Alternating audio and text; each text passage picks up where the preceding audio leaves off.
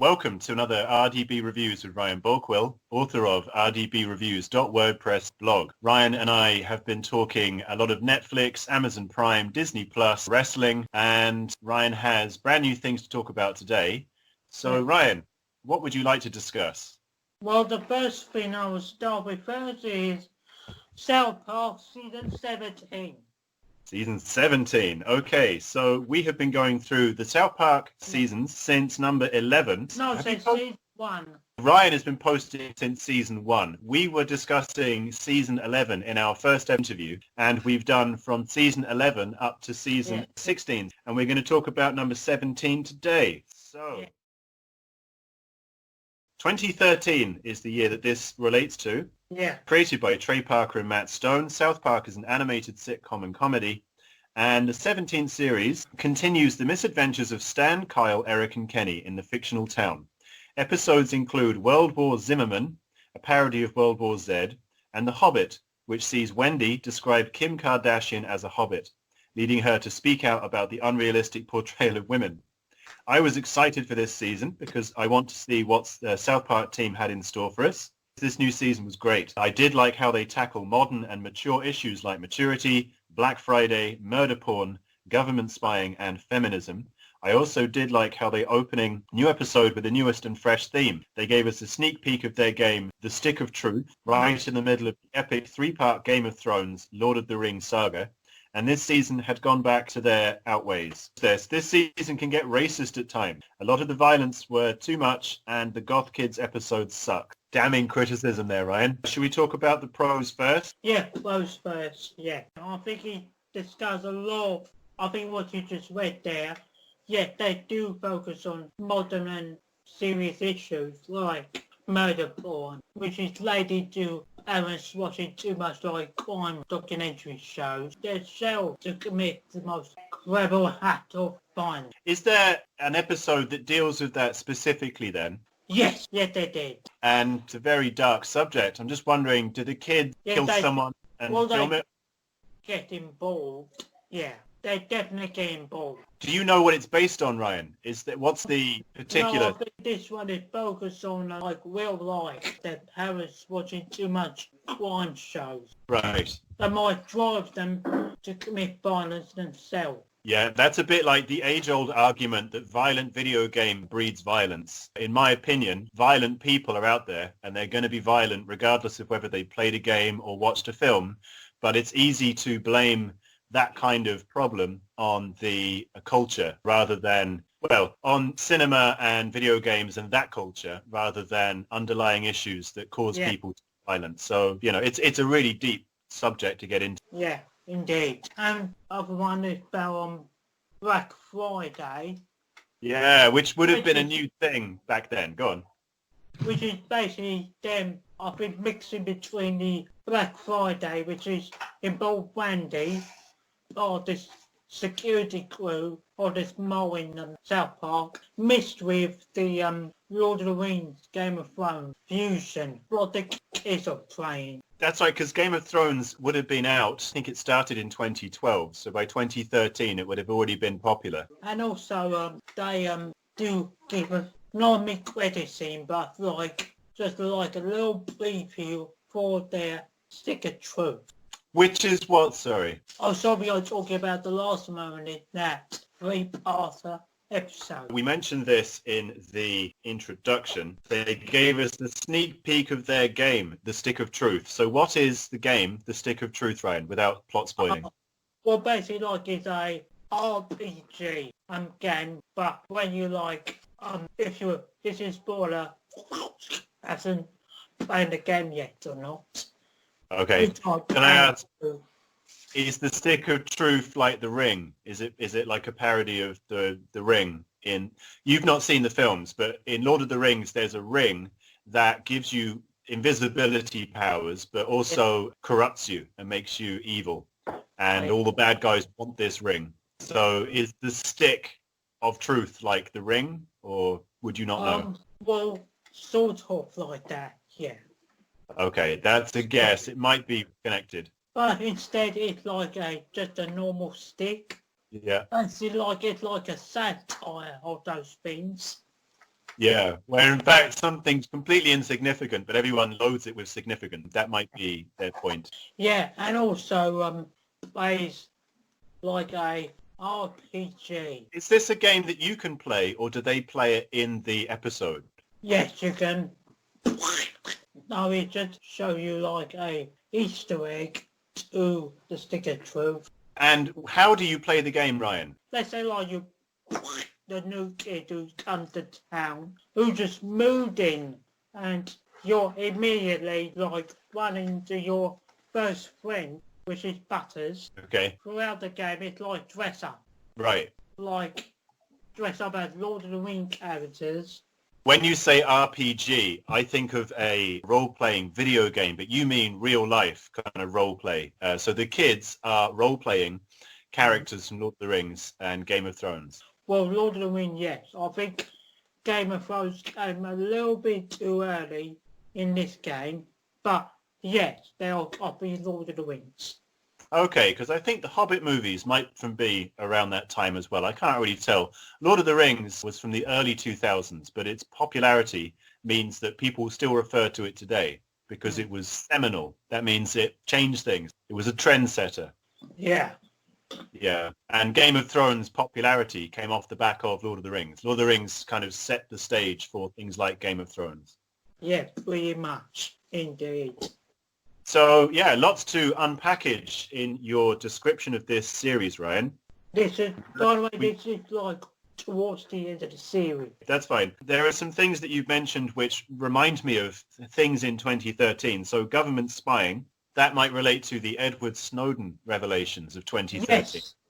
Yes, indeed. Yeah, where he revealed that the National Security Agency in America are spying on everyone on the planet using a thing called PRISM, which is where they can basically get all your information off the internet without you knowing about it. Yeah, but they don't actually use Edward Snowden in that episode, but they do get around with the issue of government spying. Okay. I think actually, no, I might be wrong. There's a huge NSA data center. I think it's in Nevada.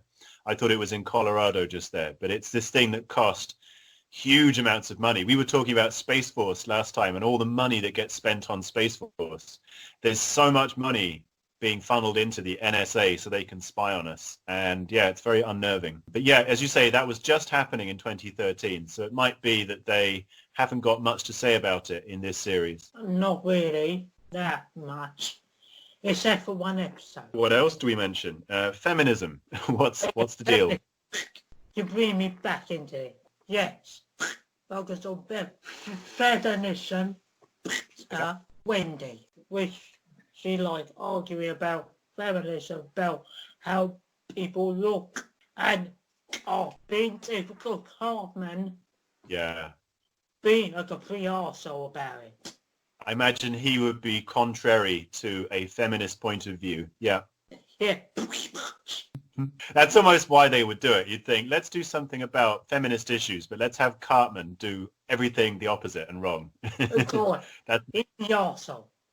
Yeah. Well, Swearing. You say the season can get racist at times. well, yeah, in terms of some of the subject matters they are talking about. That's quite a serious accusation, so I think we should unpack that, Ryan. Can you give more information on that? Making fun of Tolkien's Black Heritage a few times. Can you give any details about the storyline of the episode? You know, because I'm assuming there's a reason that it's being done. There is an episode I'm thinking of, which might not be in this series, but Randy is on a game show and he wants to win. Oh, God, yeah. There's, I think about season 10. that's an episode I can think that deals with issues of race and the African-American experience. And what's wonderful about that episode is, so this horrible racist thing happens, and then Randy feels very sorry. He wants to make it up, and Stan wants to make it up to Token. So he does lots of reading, and he keeps saying, I understand. Token's like, no, you don't understand because you're not black. And the episode is basically about how white people will never fully empathize with the position of black people in America. We can sympathize, but we will never fully understand what it's like. I thought that was a really powerful episode, and very funny as well. Yeah. Yeah. Okay, I mean, if there's anything specific about that you can say, I almost want to defend the makers because I feel like if there is racism, it's being done for point. They're making some point. Hopefully it's fitting in with the comedy. But it's way possible that they've just missed the mark and they've just come across as blatantly racist. So I don't know. Three man. Right. The last thing I'm going to say is just the Goth Kids episode. Okay, you said that one sucked. Yeah, because to me they are just like the most unexciting episode that I ever seen on South. It was just boring then, yeah. Yeah, pretty much. There's plenty of South Park to have fun with, so they're going to not score every episode, but yeah. So that's South Park Season 17 in a nutshell. Good summary, Ryan. That's given us a lot of thought about what South Park in 2013 was about. Thank you. You're welcome. The next one to talk about is a video game from the PS1 entitled WWF Attitude. Oh, we did Attitude last week, Ryan. Ah, yeah, so never mind that one. The Flash, Season 6. Okay, Ryan has posted a nice big graphic. Superhero drama and action program based on characters from the Flash comics, which is part of DC Comics. So I'm reading this from Ryan's review. Starring Grant Gustin, Candice Patton, Daniel Panabaker, Carlos Valdez, Hartley Sawyer, Daniel Nicolette, Monica Garrett, Tom Kavanagh, Jesse L. Martin, and Efrat Dorr. Ryan says, I was interested how this season will go. The season was so boring. Pros, the acting was still inspired of weird storytelling, and the special effects were great. Cons, I didn't care what happened in this season. Pointless characters in the second half of the season. The main villain was bad, and the final episode didn't feel like a genuine end to the season because of the coronavirus pandemic. That's interesting. So I almost want to do this in reverse order, Ryan. What do you mean by didn't feel genuine? Is that because it's set in the future and they couldn't have predicted what's happening now? Say the final episode didn't feel like a genuine end to the season because of the coronavirus pandemic. So what do you mean? Okay, now I got you now. What I meant about the final episode didn't feel like a finale. It's by the end it said to be continued, which I mean the whole series is not all that finished. In the middle of 22 episode block throughout all their superhero shows because like they had to stop. Because I guess this is like one of the few who's got affected by the coronavirus. So they had to like stop production of it, send their people home. All right, so it didn't even finish filming. So they've released it though, but it didn't really have a conclusion. Yeah, it doesn't have a conclusion. Like that's really interesting. And obviously the 6th series, so this is the latest one. This is where it's at. Do you think they will finish it, or have they decided that that's it? They're going to pretend like that was the ending? Probably by the next series, which is next year, if this coronavirus goes on and on and on, they got the last 2 episodes show them in the next series. So they're going to bump the episodes to the next series and then try and make the story work that way. Interesting. Okay, so that's, in a sense, not their fault. They had a conclusion in mind, but they weren't able to film it or get it out. Yeah. Okay. You say that it is boring. The whole thing, is there no redeeming features? Well, yeah, but I'm just trying to explain it in this way. It's easy for you to understand. Not only is it boring, it's just like underwhelming. Can I say, Ryan, I've wanted to say this for a while. I know the Flash is a very popular character. A lot of people at level 10 are a big fan, but I don't get the Flash. I mean, he's good at running away.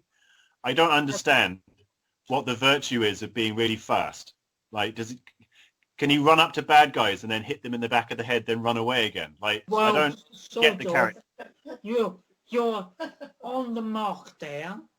Like, what can he do? He can do the shopping really. One super fast and break the time barrier. Well, what's the point of that? What's good about that? He can run the marathon in a second. Great. He can probably. A lot of people watch it, and I don't understand why it's entertaining. Well, definitely you could say the same about his villains, really. Do they all run really fast as well? You've got them Captain Cold, Weather Wizard, right? Oika, which is a villain that should use trumpet.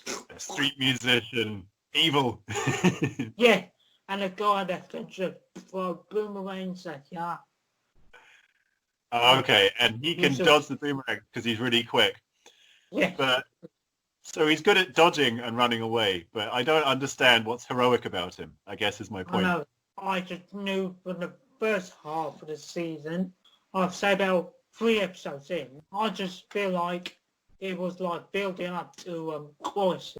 Yeah, because I could sense it like a mile away. It was building to that instead of like focusing on other stuff. But when you say the crisis, sorry, is it building towards the pandemic, or are you talking No, about... the crisis. You know the thing we did a few weeks ago about crisis on Internet Earth? talking about Black Lightning had a crossover, Crisis of Infinite Earth, and I misunderstood you because I was asking about DC characters coming into his storyline, and you were explaining that he goes into other storylines, Black Lightning that was. Yeah. So this series was building towards Crisis of Infinite Earth. Yeah, pretty much. The first half. And the second half, this is post-crisis, where everything is all dandy, the herb is all right, and everyone's saved. Did that make sense in the program for someone that might not have seen or heard of Crisis of Infinite Earths? Was that a bit cheeky? Like, Well, I feel like it might have gone over the heads of people like me who don't know about the DC animated movies. well, first of all, number one, they didn't do one based on that. That was a live-action television crossover event. Okay. So afterwards, Barry, it's like the way the Team Flash. I mean, they tried to deal with the aftermath, which everything is fine, everyone is safe and normal. That means all the world that was like gone by the crisis is now all merged into one Earth.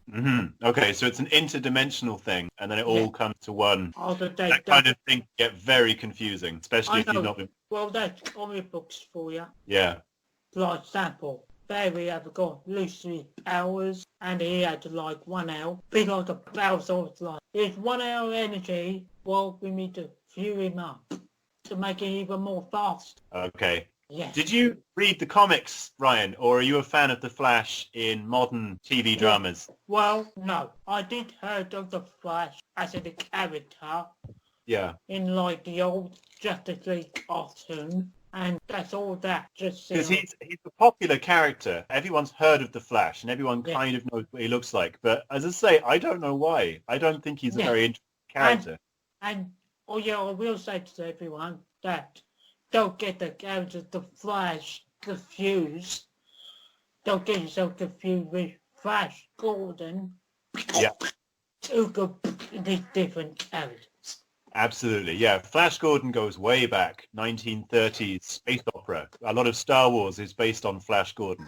Then the Flash is this guy, I try to remember his story. It's a bit like a Bruce Banner thing, isn't it? He's in some accident and he's struck by lightning, I think. Yes, struck by lightning and a few chemicals. Throw in a few chemicals and you've got the world's fastest man. Yeah. Yes, pretty much. I wonder if these comics would get like sued nowadays for making people think that's how you become an Olympic runner. You know, like I just need struck by lightning and a few chemicals. I wish that would happen in real life. Have a few gamma rays and you're good. But probably the judge will see that as cheating. Maybe, yeah, a bit like doping. So basically, like he deals with a lot of villains in this. They deal with a villain called, which they just introduced in the comics recently, Godspeed. Is Dark Zoom a character in The Flash? Yes, there's been Dark Flash, which is basically like a zombie version of the Flash. Who travel through time. And Zoom himself is a villain in the second season, but he's instantly gone, and that's all that. Here today, gone tomorrow. Yeah, pretty much. And the main villain, Reverse Flash. Reverse Flash, I've heard of him, yeah. Yeah, which is like the complete opposite of the Flash. Runs backwards. Yeah, Well, instantly just runs fast. Or he's really slow. He's incredibly slow at everything he does. That would be the opposite, wouldn't it? Well, at times when they face each other, very like sometimes it gets like exhausted. I bet, yeah. Yeah, and reverse flash is like so fast that at times Barry can just like outdo him. But some occasion he does. Maybe he outthinks him. This is a point about Batman and Superman that I've always felt like. I like Batman because he's a human being and he has to figure things out. I know he's got huge amounts of wealth, but he's like a detective and he uses his scientific knowledge. I feel like Superman just turns up and just does whatever he thinks, he just invents powers on the spot, which is really lazy. So I appreciate Batman has to like figure things out. And again, the Flash, I feel like there's only so much you can do with running fast. Yeah. Hopefully he's smart as well and he does smart things and not just running around. I don't know. Oh yeah, like Green Arrow, throwing, shooting arrows with his bow. Yeah, which again is a bit redundant. Like once you've seen that a few times, you're like, I get it. So you hope that there's more to it than that. But maybe if I watched all 6 series of The Flash, I would understand its appeal. Oh yeah. Okay. But overall, I just think this season was boring, not really that interesting of a season. I'm glad that the season's short. Yeah. How many episodes? 19 instead of 22. Yeah, you mentioned 22 episodes before. That's a lot of watching. And this is me being a snob, Ryan, for what is ostensibly a superhero story. The reason these comic books worked, in my opinion, is because they're very short. They're silly and they're not based in reality. And I feel like these programs are really trying to make it gritty and realistic. And I don't know, it just doesn't feel like it would work for me. But I've not seen it, so I can't criticize. Okay then. I ask you this, Ryan, sorry, would you watch a 7th series? If they brought another one out, would you keep watching? See the last few episodes from last season for next year, and then we see what happens when the series goes on.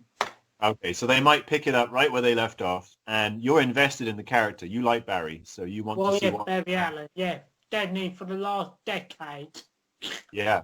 Okay, so let's move on. South Park Season 18. Cool. So this is 2014 now. Ryan posted this on June 10th. We've already detailed what South Park is. So the plot for Series 18 of South Park continues the misadventures of Stan, Kyle, Eric, and Kenny in the fictional town. Episodes include Handy Car, which sees Timmy try to raise money for summer camp, and Grounded Vindaloop, where Cartman tricks Butters into believing he is living in virtual reality. Ryan says, I was looking forward to this season to see what will happen, what they'll get up their sleeves. This season was okay. Pros, the episode which I enjoyed the most was Gluten-Free Ebola, Handicap, Grounded Vindaloop, and #Rehash. I did like how they used drones, iPads. I was glad they did scale down the number of episodes. Yeah. Cons, a lot of this wasn't all that funny. And again, Ryan recommends all the series on Amazon Prime. When you say they scaled the number of episodes down, Ryan, you mentioned that before, I think, regarding season 12 or 13 maybe. So how many episodes is it down to now? Well, it's down to, instead of 15, it's scaled down to 10.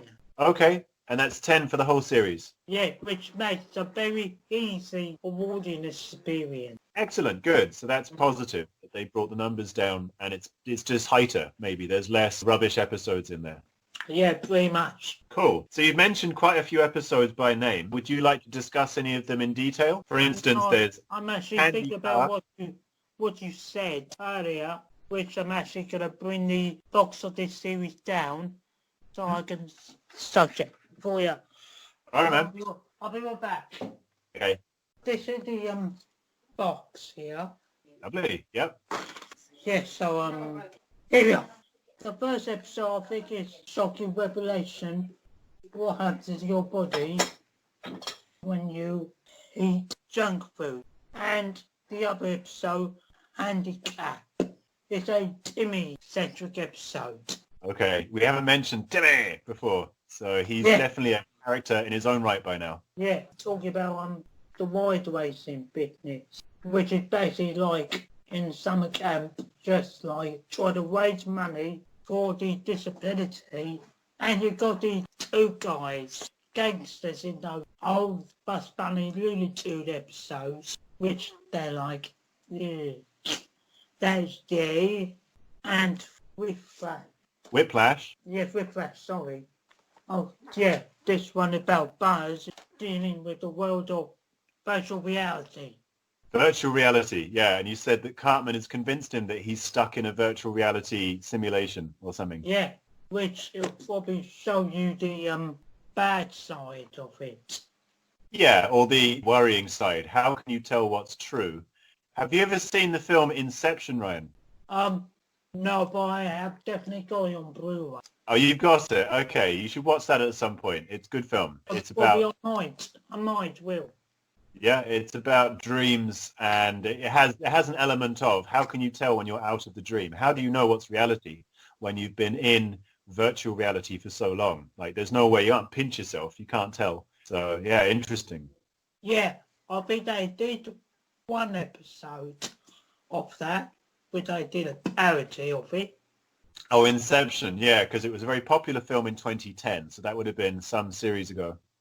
So yeah, I thought this one was not really that fun. Did you think they missed the mark and they were being offensive?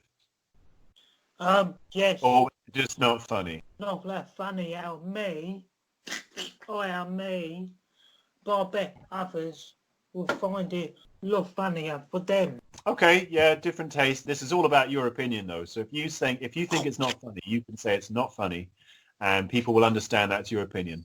Yeah, so yeah, that's my view of season 18. Better than the previous. The next one Go on. we're going to talk about is Supergirl season 5. Review by Ryan Bolquill. You mention always at the end of your reviews where you can see things. So I'm just going to skip ahead, Ryan, because I'm curious. Ryan recommends to watch this on Sky Q box. Highly recommend watching the other seasons of Supergirl, Sky Q. So is this on Sky Q as well? Yes. Okay. And Supergirl, obviously, it's DC Universe. Yeah, the DC Universe, yes. Thank you, Ryan. Universe, as in Arrow, the Flash, Black Lightning, which they're not going to confirm it, Legends of Tomorrow, and Batwoman. I was going to go with Superman, but does Superman not feature in the Supergirl universe presently? Well, he does show up as like a guest star, but now Superman is coming back to television. Next year we're called Superman and Lois. Okay, because he's been played by lots of different people, and I just wonder if it would be confusing if they cast another actor to play Superman in this. It might almost be easier for them not to show Superman. If they haven't got Henry Cavill to hand, it might be confusing. No, I think Henry Cavill is for the movies. That other person is on the TV. Yeah, I was just thinking now, because Batman wears a mask, he's more interchangeable with the actor. Like, it's all about the actor's chin. But if you're playing Superman, it's all about the face. And it can be confusing if too many people play him. It might be hard for fans to sort of know which Superman they're dealing with. But anyway, this is about Supergirl. Details the story for season 5 will continue after the events of the 4th season, which makes sense. After the revelation of Kara being Supergirl by Lex Luthor, the bridge of friendship between Kara and Lena got imbalanced. The best of friends will surely no longer continue for the upcoming season. Ryan says, I was intrigued how this season was going to go after what happened last season. The season was messy and hard to keep up what's going on. The pros, most of the cast did brilliantly in their roles. All of the costumes are really cool. The season mixing a bit of the silliness and creativity through time to time, and that 100th episode was a joy to watch. Cons, the pacing was all over the place. The villains were not that memorable to me. A boring story, and the two main plots for this season I felt convoluted and confusing to buy attention what's going on. Yeah. So, kind of a mixed bag there, Ryan, I suppose. Pretty much. And obviously you refer to events that happened in the 4th season, so that's crucial to understanding what's going on in this one. Yes, with Lena Luthor, which is like the either daughter or niece of Lex Luthor. And yeah, that's all I know it. Other than instead of like a dad, Lex, instead of like trying to do anything else to destroy Superman and ruin his reputation, he's the one who pretty much just scare away with everything. Come back another day ruined Supergirl's reputation. This is Lex Luthor, is it? Yet, played by John Cryer from 2.5 Men. Okay. Does she have her own particular villain? You mentioned that the baddies are forgettable and not that interesting. Lex Luthor is obviously Superman's nemesis. Does Supergirl have her own nemesis? Well, this is the bit what I'm going to say about one of the cons is basically Supergirl is having all Superman stories and villains. Where it's like Parallax and, oh yeah, there's one alien and there's like, good God. Yeah, Lex Luthor, there's Mr. Liberty, which is like Lisa Cole trying to take back the towers, National City, get rid of all aliens and sting them. Is it quite political in that sense then? Well, season 4, yes. And this time, most of the villains are week by week, just a new villain each time, but they don't get enough time to develop. So it's more episode by episode without it building up to some big thing. I don't know a thing about Supergirl. There was a movie in the 80s, which I saw, but it never really explained, is she also from Krypton? Is she an alien herself? Yeah, they did take some liberties of it, but most of her origins are still the same. Our Joel is from another Earth. From another Earth. The spaceship lost orders landing on Earth, and instead of like people from a farm to find her, bring her to Earth and raise her, instead it changed to Superman rescue Kara and probably just give her to a wealthy, like, well-suggested family to raise her.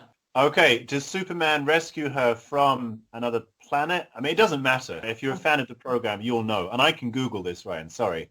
It occurred to me that I don't know the backstory to Supergirl. And I'm a bit confused because Superman is like the lone survivor of his planet. And it just feels really silly for them to go, let's have another person from Krypton survive. So yeah, basically like most of Supergirl's origin is pretty much Superman. Yeah. Does she have the same powers? And like the characters in the Man of Steel General, what's his name? Zod, that's right. So anyone from that planet who comes to Earth develops these powers because of being on a different planet. So she has every power that Superman has. Yeah, super speed, super strength, flying ability, heat vision, all that. Super hearing. I always loved that one. I never read a Supergirl comic book much. Okay. So yeah, they drop off to a wealthy family, which is the Danvers, played by the original Supergirl from that movie. The movie I was just referring to. Okay. Yes, that's an older version. And yes, that's been the actress. Okay. And guess who played the dad? Who? The original television Superman. Oh, the guy from the 90s. Yeah, Dean Cain. Good for him. I'm glad that I always liked him. He's quite charming. Glad that he's getting work. Okay, so this series, Ryan, just to sort of summarize, is very much based on events from the 4th. And obviously, people should watch that. And we did say at the beginning of discussing this, that the whole thing is accessible on Sky Q box. Yeah. Is there anywhere else that you could see it? Yeah, if you're in the United States. Uh-huh. You can catch it on the DC Universe app or the CW Sims. Yeah, because you mentioned this before, that if you live in America, you can stream this from DC. If you live outside of the States, then Sky Q is one option. But there's Google. You can find ways to watch it if you need to. If you want to, sorry. But very much based on previous series, so probably best to start from the beginning. Will there be any more?